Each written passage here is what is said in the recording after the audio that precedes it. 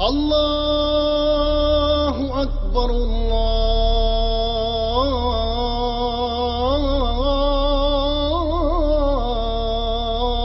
الله أكبر الله أكبر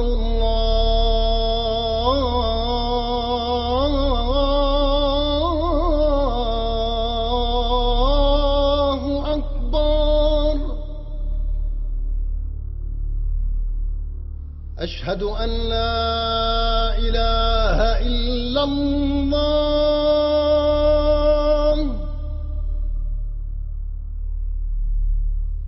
أشهد أن لا إله إلا الله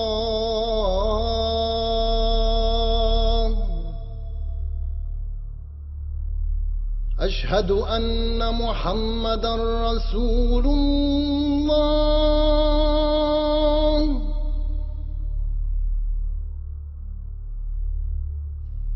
أشهد أن محمدًا رسول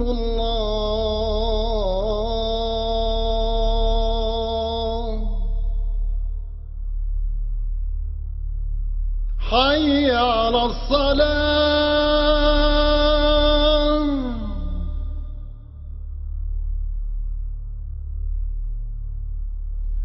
حي على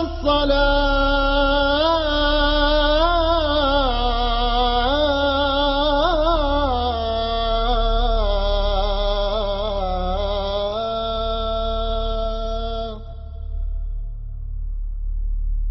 حي على الفلاح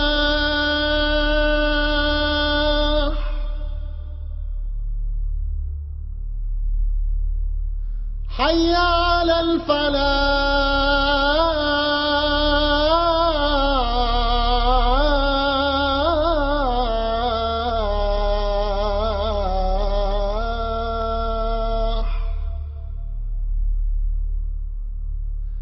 الله أكبر الله أكبر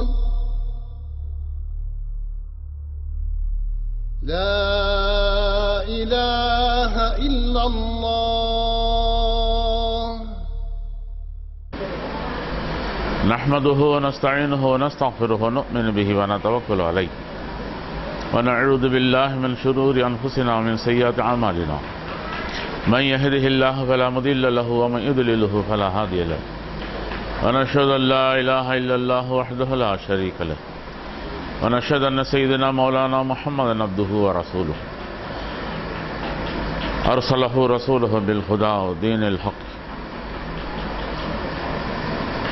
وكفى بالله وكيلا اللهم سبحانك لا علم لنا إلا ما علمتنا إنك أنت العليم الحكيم اللهم رب اشرح لي صدري ويسر لي أمري واحلل عقدة من لساني يفقهوا قولي رب زدنا علما مولا يا صل وسلم دائما أبدا على حبيبك بخير خلق كلهم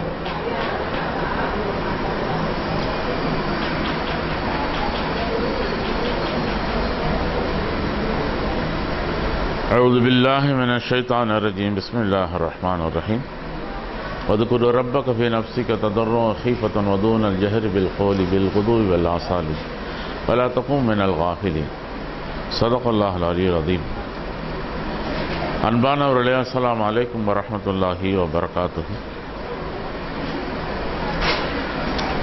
அல்லாஹ் தன்னுடைய திருமறையிலே வாழ்க்கையிலே எந்த அளவுக்கு மனிதன் தங்களுடைய வாழக்கூடிய வாழ்க்கையை நேரமில்லாமல் ஆக்கி கொண்டாலும்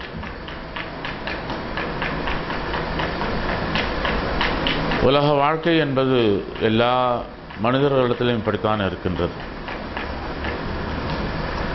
காலை விடியும் போது அவனுடைய ஆரம்பிக்கக்கூடிய அந்த பணி என்பது இரவில் படுக்கையில் வீழும் வரையில் அவன் தன்னுடைய உடல் உழைப்பை இந்த உலகத்துக்காக செலவிடுகின்றான்.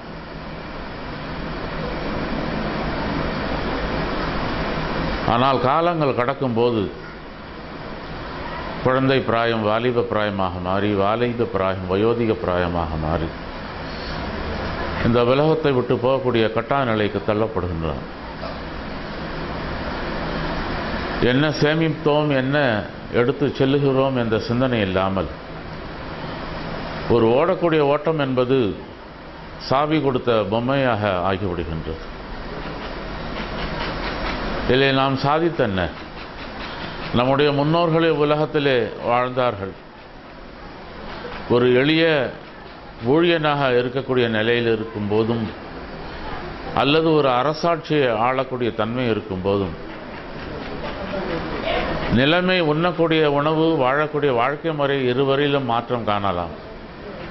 ஆனால் போகக்கூடிய அந்த நிலைமை வரும்போது இருவருமே அதே அந்த கல்லறைக்கு, அதே எந்த அளவுக்கு அடக்கப்படுகின்றதோ அந்த நிலைத்தான் அவர்கள் கொண்டு செல்கின்றார்.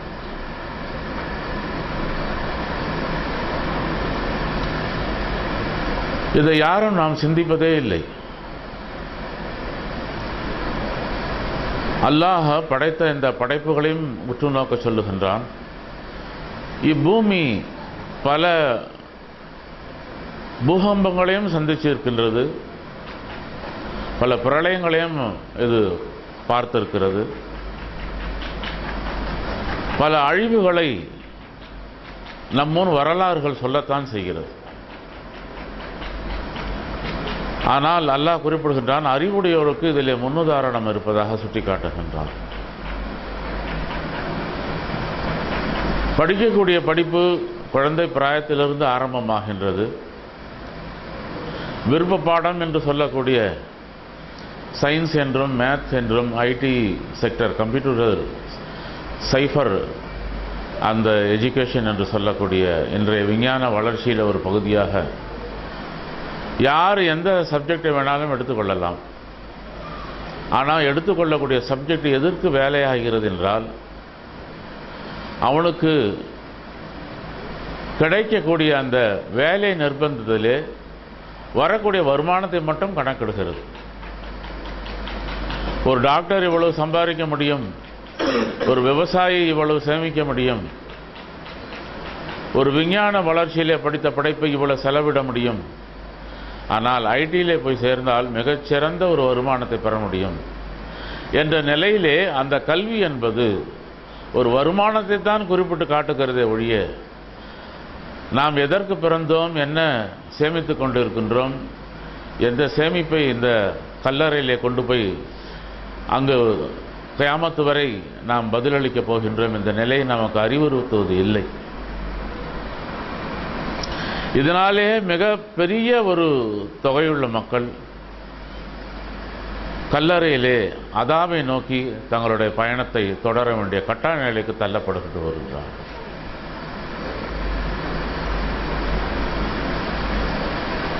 இறந்தவர்களை எரிக்கக்கூடிய தன்மையும் இறந்தவர்களை புதைக்கக்கூடிய தன்மையும் நம் நாட்டிலே பரவலாக இருக்கிறது.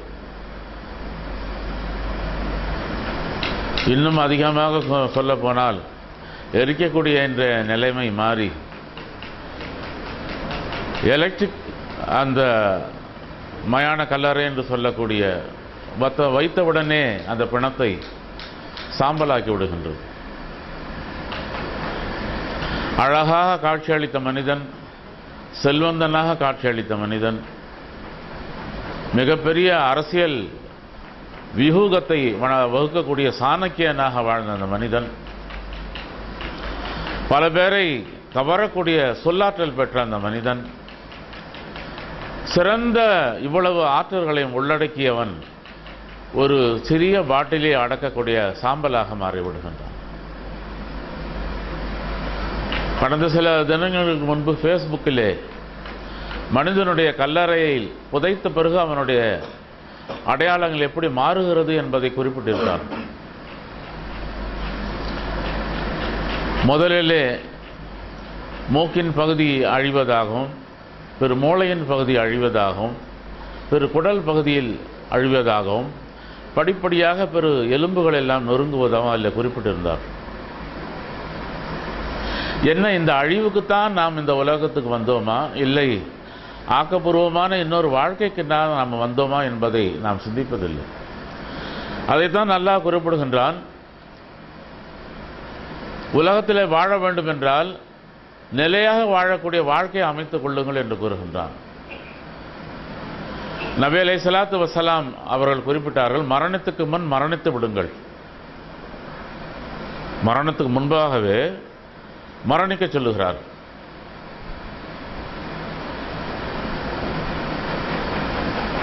அதேபோல் கடைசி நிலை வாழ்க்கை எப்படி என்றால், திக்ரை பற்றி குறிப்பிடும் போது அல்லாஹ்வுடைய தொடர்புள்ளவர்கள் உயிரோடு இருப்பவர்களாக, திக்ரை விட்டவர்கள் இறந்தவர்களாக நபி அலைஹிஸ்ஸலாத்து வஸ்ஸலாம் கூறுகின்றார். காரணம், அல்லாஹ்வுடைய நினைவில் வாழும்போது இதயம் உயிரோடு இருக்கிறது. மரணத்தின் போது நாம் சுட்டி காட்டக்கூடிய, பரீட்சை செய்யக்கூடிய விஷயம் என்னவென்றால் அது இதயம்தான். பெரும்பாலான மரணத்தை பற்றி பத்திரிகையிலே வரும்போது இல்லை செய்திகளில் சொல்லும்போது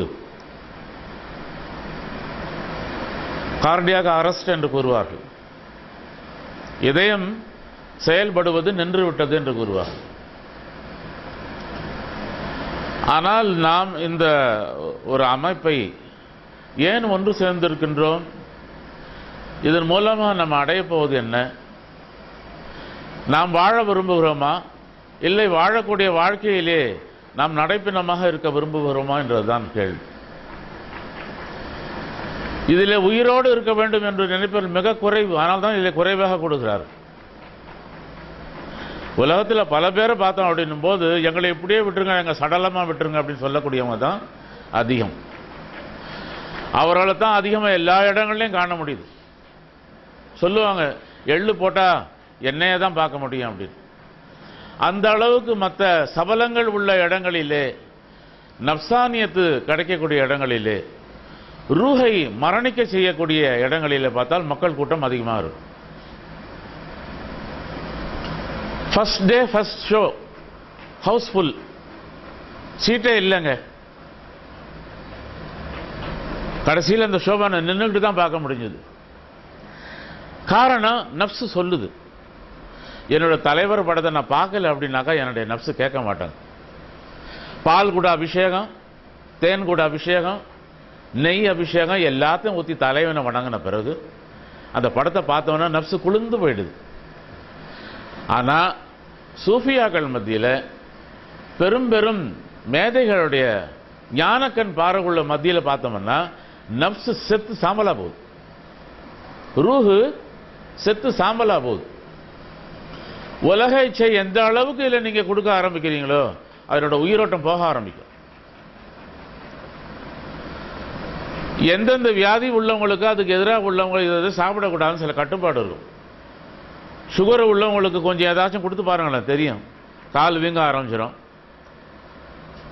பேசும்போதே நாக்கு ரொம்ப அதிகமான பெக்கு யூஸ் பண்ண மாதிரி தடுமாறும். மயக்கம் ஆளை தள்ளிக்கிட்டே இருக்கும். ஏன்? அந்த வியாதிக்கு இதெல்லாம் ஆகாதது, விஷம். அதே மாதிரி ரூஹுக்கு ஆகாத விஷயம் இருக்கு. அதுக்கு என்ன ஆகாது? உலக இச்சை சுத்தமா ஆகாது. உலகத்தில் வாழக்கூடாதுன்னு சொல்லுது, இல்லை உலக சொத்தை சேமிக்க கூடாதுன்னு சொல்லுதா, இல்லை உலக கல்வியை பெறறதுக்கு தடையா இருக்கா?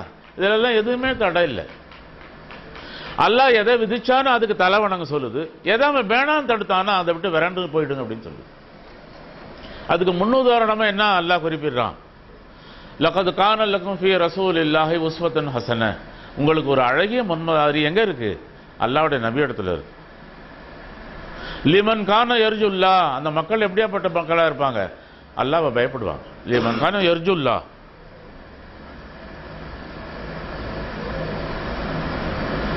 இந்த பயத்தை ஏற்படுத்துங்கிறதும் இதயம் தான்.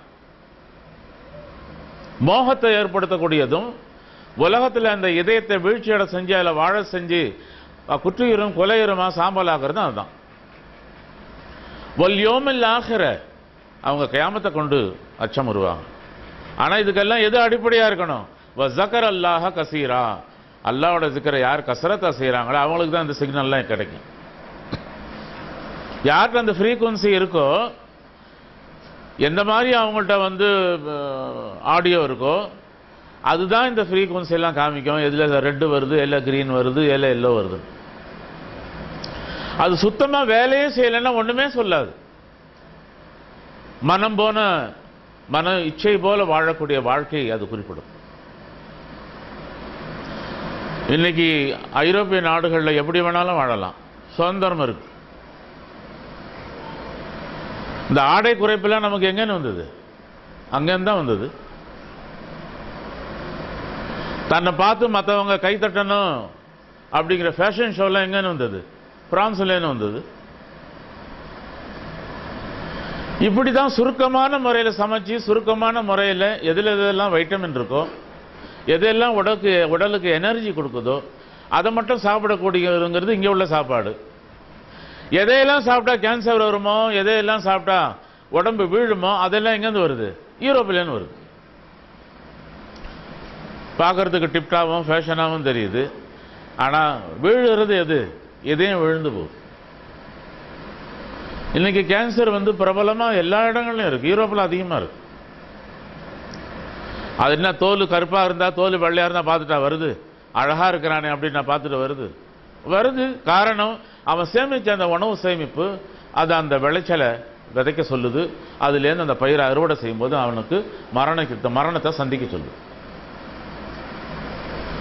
சுருக்கமான வாழ்ந்த நம்ம பெரியார்கள்லாம் நம்ம இந்த நாடை பெரிய ஆன்மீக நாடாகவும் ஆன்மீக பூமியாகவும் இன்னைக்கும் ஹிந்து சமயத்திலேருந்து மற்ற சமயம் எல்லா சமயமும் சொல்லுது.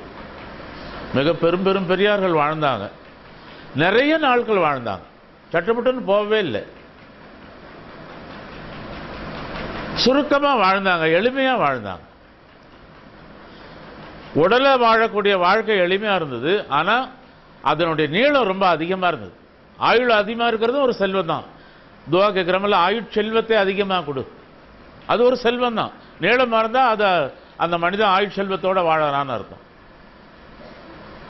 பொருட்செல்வத்தை கேட்கிறோம், கல்வி செல்வத்தை கேட்கிறோம். ஆனா ரப்போட நேசத்துல வாழும்போது அல்லாஹ் இந்த ஆயத்தை குறிப்பிடுறான். வதுகுரு ரப்பக ஃபீ நஃப்ஸிக ததர்ருவ ஹீஃபத்தன் வதூனல் ஜஹரி மினல் கௌலி பில் குதுவி வல் ஆசாலி வலா தகுன் மினல் காஃபிலீன். நபியே சொல்வீராக ஸல்லல்லாஹு அலைஹி வஸல்லம், உம்முடைய இறைவனின் திருப்பெயரை கொண்டு நினைவு கூறுவீராக. இதயம் வாழணுன்றதுக்கு மருந்து இல்லை இருக்கு. பல தடவை நம்ம ரோட்டில் போகும்போது பார்க்குறோம், வாழ்க வளமுடன் எழுதியிருக்கும். வளமான வாழ்க்கை அவங்க சொல்லக்கூடிய அந்த வாழ்த்தை அந்த வசனத்தில் தெரியப்படுத்துகிறாங்க. ஆனால் அந்த அழகான வாழ்க்கைக்கு என்ன பேசிக் அப்படின்னு போனாக்கா, ஹார்ட் லிவிங்ஸ், இதயம் வாழறதுக்குள்ள வாழ்க்கை முறையில் அவர் சொல்றாரு அப்படின்றத சொல்றாங்க. உடல் வாழக்கூடிய வார்த்தையை சொல்லல, இதயம் வாழக்கூடிய வாழ்க்கையை சொல்றாங்க. ஆனால் நம்ம அதில் ஆழமாக போடும்போது அவங்க எல்லாமே இந்த மியூசிக்கல் தெரப்பி, என்னென்னமோ தெரப்பி, யோகா தெரப்பி, என்னென்னமோ நிறைய தெரப்பியை சொல்றாங்க. உலகம் முழுவதும் அதனுடைய மெம்பர்ஸ் இருக்கிறாங்க.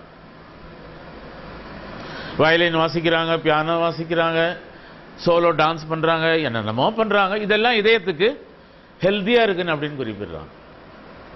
ஆனா அல்லாஹ் இங்க என்ன குறிப்பிடுறான் அப்படின் போது, வதுகுரு ரப்பக, உம்முடைய இறைவன் திருப்பெயரை கொண்டு நினைவு கூறுகிறார்.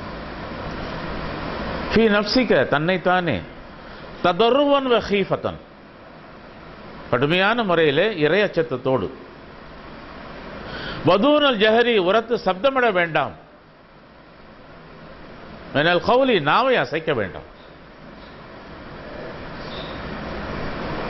எந்த ஒரு கல்வியும் நீங்க பாருங்க, ஆரம்பத்தில் குழந்தைகள் படிக்கக்கூடிய அந்த ப்ரீ கேஜிலேருந்து ஆரம்பிச்சோம் அப்படின்னும் போது அந்த ஸ்கூல் பக்கம் குடும்பங்கள் இருக்க முடியாது. சத்தம் போடும் குழந்தைங்க, எல்லாத்தையுமே அதிக சத்தத்தோட சொல்லணும்.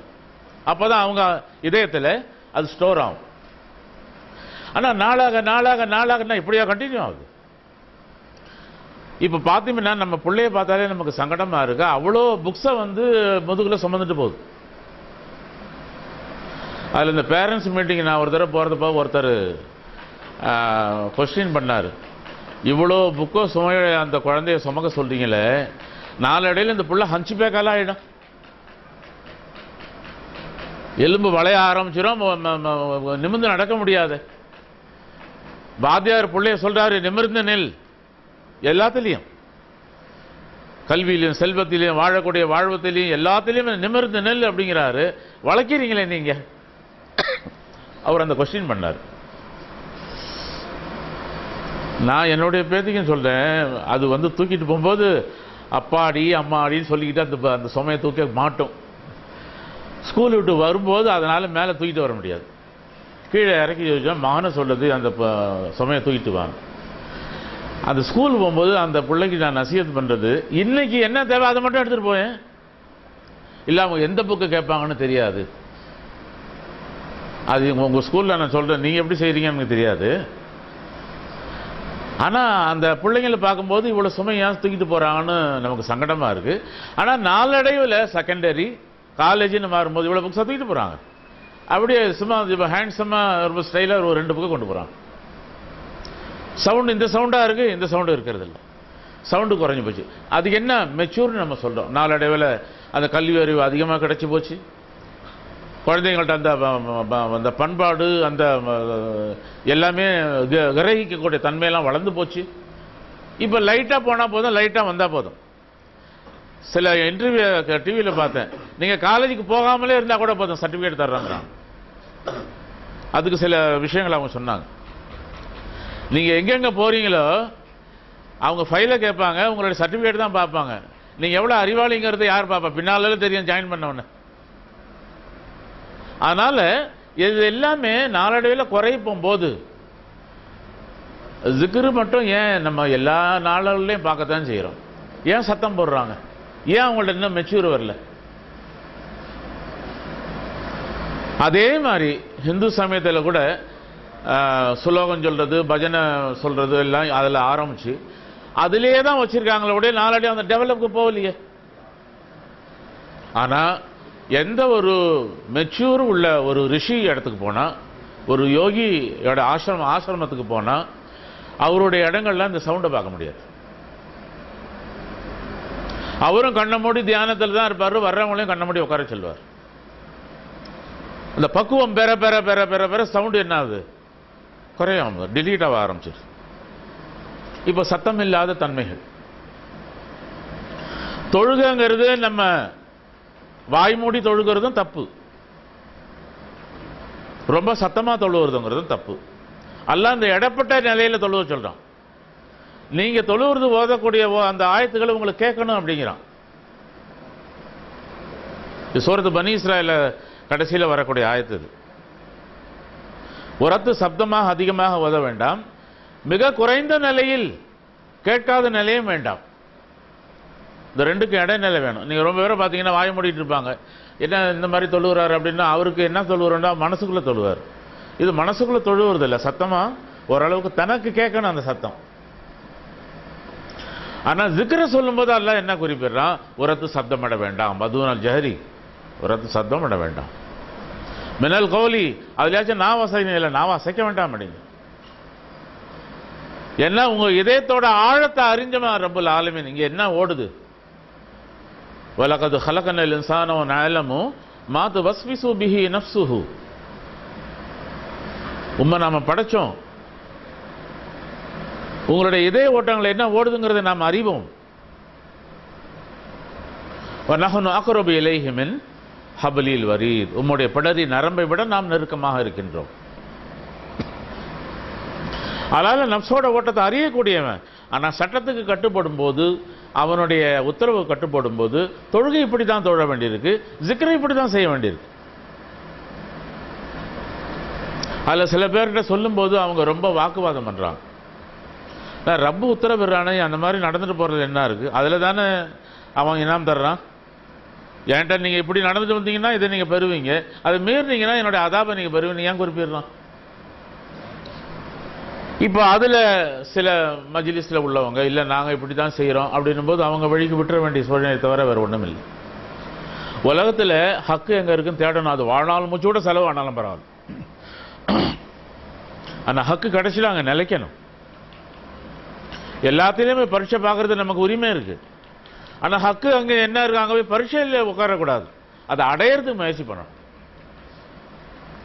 ஸோ அல்ஹம்துலில்லாஹ் இங்க செய்யக்கூடிய இந்த பயிற்சிகள்ல அந்த சத்தம் இல்லாத தன்மை, அல்லாஹ் எல்லா இடத்திலும் இருக்கிறான். நீங்கள் முடிஞ்ச வரைக்கும் உங்கள் வீடுகள் ஒளிமயமாக்குங்க. வீடுகளில் தஹஜ்ஜுத் எந்திரிக்கிறது முயற்சி பண்ணுங்க. காலமால் அந்த பயிற்சிகளில் உறுதியாகிறீங்க. உணவை எப்படி உடலுக்கு கொடுக்கணுங்கிறது கட்டாயம் இருக்கோ அதே மாதிரி ரூஹுக்கு இந்த வெளிச்சத்தை கொடுத்தா தான் ரூஹு உயிரோடு இருக்கும். அதை தான் நபி அலைஹிஸ்ஸலாத்து வஸலாம் குறிப்பிட்டாங்க. திக்ர் செய்கிறவங்க உயிரோடு இருக்காங்க, காரணம் ரூஹு உயிரோடு இருக்கு. ரூஹு எதுவரை உயிரோடு இருக்கும் அந்த உடலும் உயிரோடு இருக்கும். இப்போ அந்த பயிற்சியை செய்யலை, அல்லாவோட ஒளி அந்த ரூஹுக்கு அழிக்கலைன்னும் போது ரூஹு செத்து போகுது, கோமானாலே அடைஞ்சு போகுது.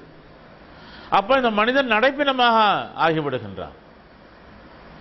கேட்கக்கூடிய தன்மை, பார்க்கக்கூடிய தன்மை, சோக்கியக்கூடிய தன்மை, உணரக்கூடிய தன்மை இருக்கலாம். ஆனால் ஆகிரத்தை உணரக்கூடிய தன்மை, அல்லாவை தேடக்கூடிய அடையக்கூடிய தன்மையெல்லாம் போயிடும். அதனால சஹாபாக்கள் நபி அலைஹிஸ்ஸலாத்து வஸலாம் அவங்களுடைய சபையில் அமர்ந்தாங்க அப்படின்னும் போது இந்த விஷயம்தான் அவங்களுக்கு முதல்ல கிடைச்சது. அவங்களுடைய இதய ஓட்டத்தை சரி செய்தார்கள். நிறைய இடங்களை பயன் பண்ணாங்க, சஹாபாக்கள் எப்படி இருந்தாங்க அப்படி இருந்தாங்க அப்படின்னும் போது இந்த சப்ஜெக்டோடு விட்டுருவாங்க. இஸ்லாத்தில் 3 விதமான பகுதி இருக்கு. 3வது பகுதி எஹ்சானை சேர்ந்தது.